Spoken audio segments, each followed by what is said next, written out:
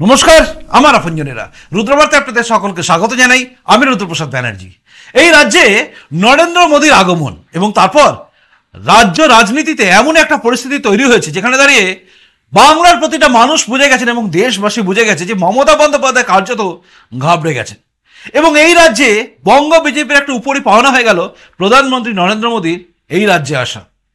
কেন বলছি, কি জন্য বলেছি, সবটা নিয়ে এই মুহূর্তের রুদ্রবার্তা।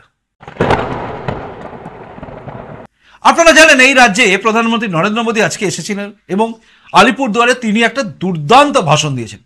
তার বক্তব্য কি ছিল না ছিল সেটা নিয়ে বিভিন্ন মিডিয়া বিভিন্নভাবে বিশ্লেষণ করেছে। আমি তার মধ্যে যাচ্ছি না, কারণ ওই ক্লিপিংস দেখিয়ে আর কিছু শুনিয়ে লাভ নেই, কারণ আপনারা সবাই শুনেছেন। যদি না শুনে থাকেন প্রধানমন্ত্রী নরেন্দ্র মোদী কি বলেছেন না বলেছেন সেটা নিয়ে আমার একটা ভিডিও থাকবে মেরা বাঙ্গাল চ্যানেলে, পুরোটা সেটা দেখে নেবেন। যাই হোক, যেটা বলছিলাম, তো প্রধানমন্ত্রী নরেন্দ্র মোদী এই রাজ্যে এসছেন এবং এসে এই রাজ্য সম্বন্ধে এবং রাজ্যের সরকার সম্বন্ধে বেশ কিছু মন্তব্য করেছেন এবং সেই মন্তব্যগুলো ছিল প্রত্যেকটা সত্যি, খাঁটি। কারণ আপনারা জানেন এই রাজ্যে প্রধানমন্ত্রী যে যে কথাগুলো বলেছিল সেই কথাগুলো কিন্তু প্রত্যেকটাই একদম সত্যি। দুর্নীতির প্রশ্ন যদি বলেন, আপনি জানেন, আমিও জানি, আমরা সবাই জানি এই রাজ্যে দুর্নীতি কোন জায়গায় আছে। এই রাজ্যের মুখ্যমন্ত্রী সেটাকে কাউন্টার করেন অন্য রাজ্য নিয়ে, মানে তৃণমূল কাউন্টার করে অন্য রাজ্যের কি নিয়ে, যেন দুর্নীতিটা অন্য রাজ্যে হয়েছে তাই এই রাজ্যে আমাদের করার অধিকার আছে। বিজেপি শাসিত রাজ্যে দুর্নীতি হয়েছে তাই আমি তো করতেই পারি। একইভাবে দেখুন, মণিপুর কাণ্ডকে সামনে নিয়ে এসছে এই রাজ্যে মুর্শিদাবাদের হিংসাকে নিয়ে। মানে এরা একদম তৈরি হয়ে আছে, ওই রাজ্যে হচ্ছে তাই এই রাজ্যে হওয়াটা এটা ঠিক। প্রধানমন্ত্রী নরেন্দ্র মোদী যখন বলেছিলেন এই রাজ্যে যে এই রাজ্যে রাজ্য সরকারের সমস্ত কার্যকলাপ নিয়ে এই রাজ্যের লোকেরা তিতি বিরক্ত, তারা সমস্ত কিছু করতে চায় আদালতের নির্দেশে, মানে আদালত যা বলে সেটা অনুযায়ী চলে, ব্যাস। সেটা নিয়ে মমতা বন্দ্যোপাধ্যায় সেই উক্তি পর্দাকে পিছে ক্যা হ্যায়, এই যে বলা, এই যে টোন, এসবগুলো নিয়ে আমরা শুনেছি, দেখেছি এবং আপনারা জানেন এইগুলো নিয়ে প্রধানমন্ত্রী নরেন্দ্র মোদী বলে দিয়ে গেছেন। কিন্তু তারপরেই দেখা গেছে মমতা বন্দ্যোপাধ্যায় কিভাবে বেফাঁস হয়ে বলেছেন। প্রথম দুটো কথা বললাম তো, কিন্তু তার সঙ্গে সঙ্গে বেফাঁস মন্তব্য মমতা বন্দ্যোপাধ্যায় করে ফেলেছেন।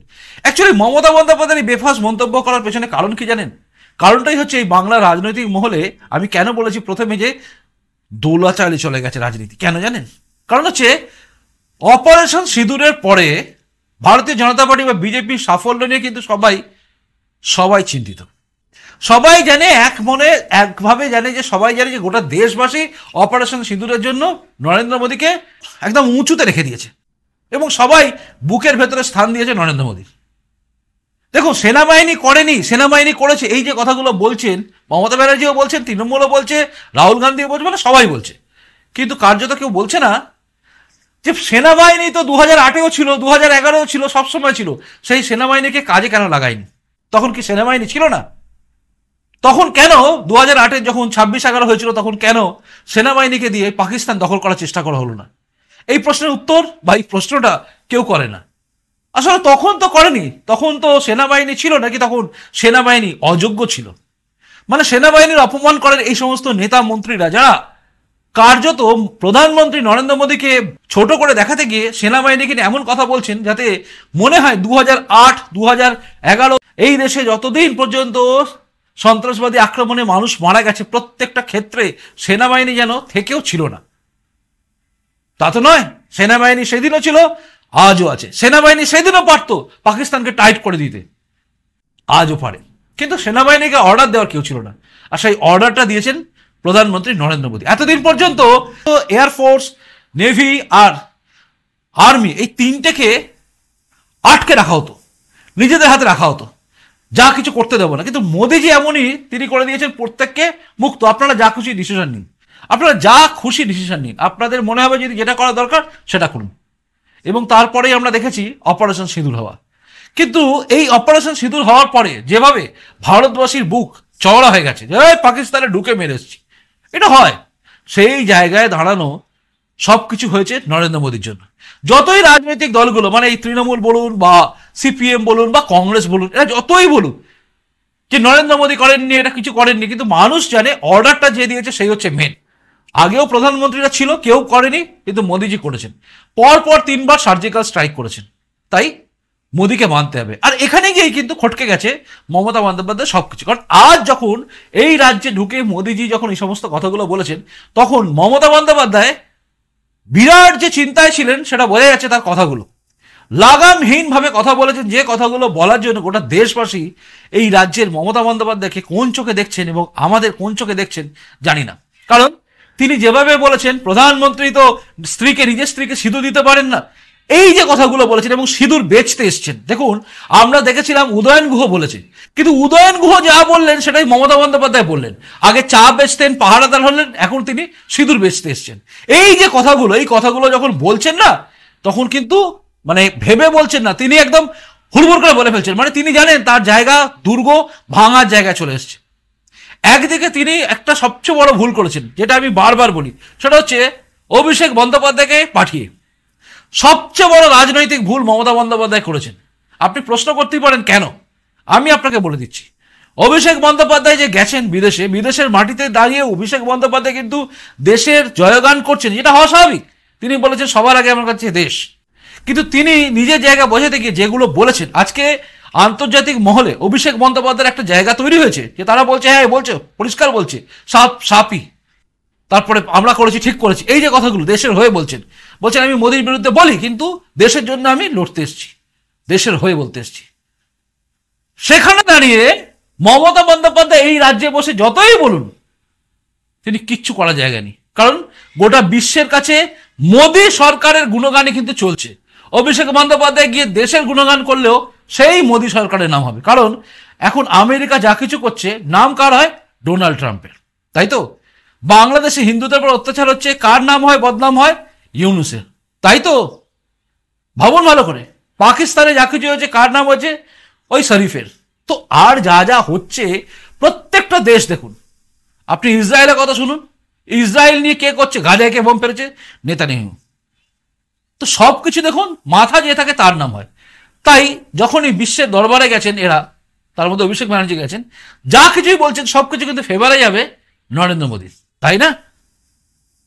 প্রত্যেকটা রাজনৈতিক দলের নেতাদের পাঠানোতে যে কূটনৈতিক চাল ছিল, এক তো পাকিস্তানকে ছোট করা, তার সঙ্গে সঙ্গে এই যে একটা মারাত্মক চাল, সেই চালে কিন্তু তৃণমূল ফেসে গেছে। ইউসুফ পাঠানকে যদি পাঠাতো তাহলে বলার জায়গায় অপশন ছিল যে ও গেছে, ও বলেছে, কিন্তু এখন অভিষেক ব্যানার্জি চলে গেছে। তার যে বক্তব্যগুলো দেশকে নিয়ে, ভালো বক্তব্য, আমি আবারও বলছি ভালো বক্তব্য করেছেন, প্রতিটা বক্তব্যকে আমি সমর্থন করি। তার দুর্নীতিকে আমি সমর্থন করি না, কিন্তু তার এই বক্তব্যগুলোকে আমি 100% সমর্থন করি। ঠিক বলেছেন, রাজনীতির ঊর্ধ্বে উঠে দেশের জন্য করতে হবে। কিন্তু এই সব বলতে গিয়ে যা করে ফেলেছেন তিনি, এই রাজ্যে মমতা বন্দ্যোপাধ্যায় ম্যাক্সিমাম ভোটটা কাদের থেকে পান আমি জানি, আপনিও ভাবছেন যে কথা, আমিও সেটাই বলতে চাইছি। তো যাদের থেকে ভোটটা পান, বেশ কিছু বাংলাদেশ থেকে আসা আছে না অনুপ্রবেশকারী, তাদের ভোটও কিন্তু তিনি পান। দেখবেন এক নেত্রী তিনি বলেছিলেন যে ওদের ভোট দেওয়ার ব্যবস্থা করে দিতে হবে। তো এই যে বলেছিলেন বা বলেন বা আশা করেছিলেন, তারা সবাই কিন্তু আজকে অভিষেক বন্দ্যোপাধ্যায়ের কথা শুনে ভাবছেন এ বাবা, এই তো আমাদের বিরুদ্ধে বলছে। কারণ বাংলাদেশে থাকা কাঠমোল্লারা ভাবছে পাকিস্তান তাদের বাপ, আর অভিষেক বন্দ্যোপাধ্যায় সেখানে গিয়ে বলছেন এই পাকিস্তান হচ্ছে সাপ। ভাবুন, বাংলাদেশের কাঠমোল্লাদের কাছে পাকিস্তান হচ্ছে বাপ, আর পাকিস্তানকে অভিষেক ব্যানার্জি বলছে এ হচ্ছে সাপ, সাপই থাকে। তাই এই জায়গায় দাঁড়িয়ে কিন্তু মমতা বন্দ্যোপাধ্যায় একটা জায়গায় গেছে, গড়বড় হয়েছে, তিনি জানেন তার গড়বড় হয়ে গেছে। এবং তার সঙ্গে সঙ্গে প্রধানমন্ত্রী নরেন্দ্র মোদী এসে যে কথাগুলো বলেছেন, একটা কথাকে কাটার জায়গায় তিনি নেই। তাই তিনি ব্যক্তিগত আক্রমণে যাচ্ছেন। নিজের স্ত্রীকে কেন সিঁদুর দেন না, তিনি যেন সিঁদুর বেচতে এসেছেন, এই যে কথাগুলো ব্যক্তিগত স্তর, নোংরা আক্রমণ, সেই জোশের দরকার আছে। উদয়ন গুহ বিজেপির আজকে মমতা বন্দ্যোপাধ্যায়ের মুখে জোশ যখন থাকবে, তখন কিন্তু তিনি এই রাজ্যে তৃণমূল কংগ্রেস বুঝে গেছে তিনি বেগম হয়ে দেবে।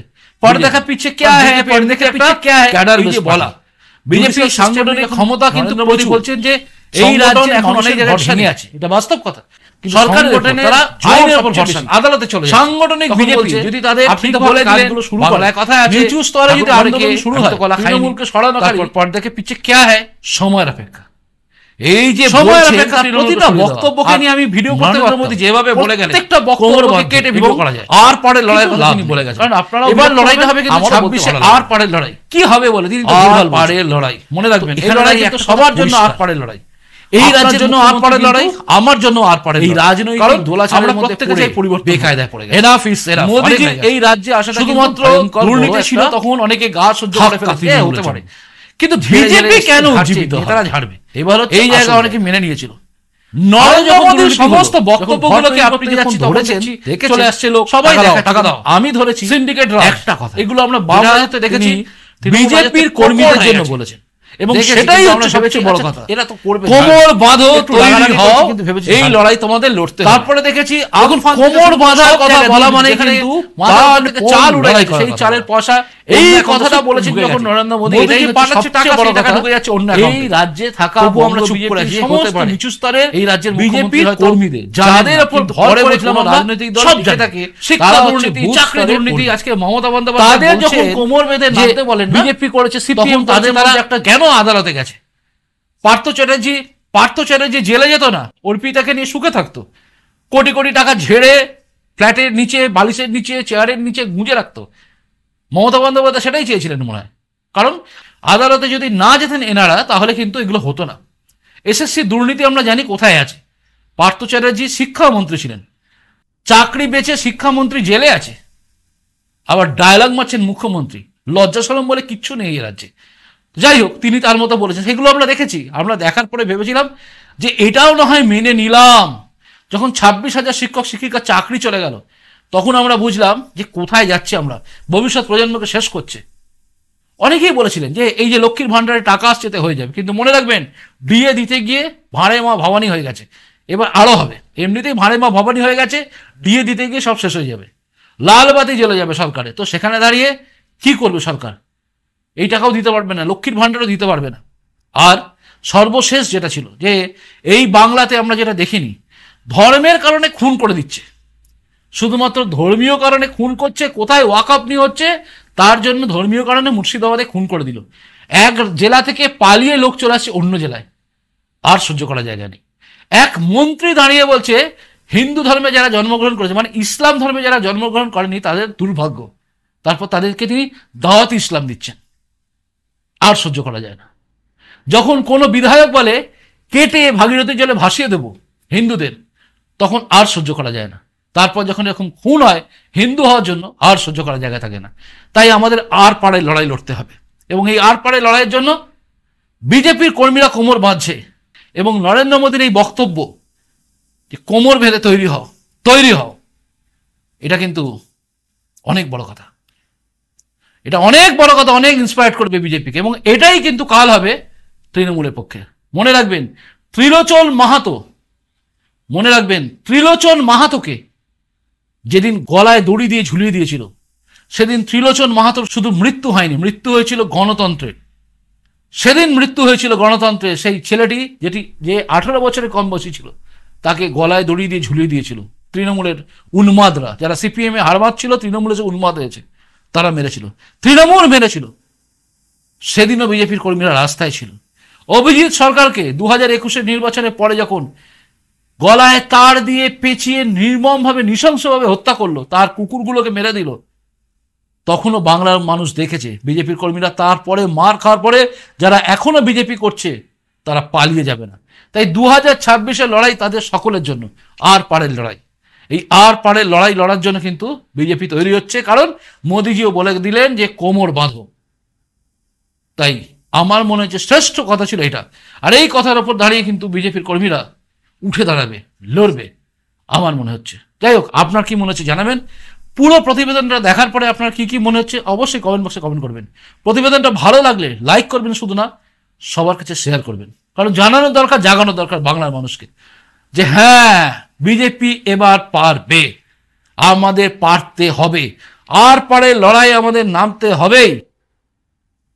ঠিক বললাম তো? তাই শেয়ারও করবেন। নতুন এসে থাকলে চ্যানেলটা সাবস্ক্রাইব করে আমার আপন জনে তারপর যাবেন। খুব ভালো থাকুন, দেখা হচ্ছে পরের রুদ্রবার্তায়। নমস্কার, বন্দে মাতরম, ভারত মাতা জয় হোক, জয় হিন্দ।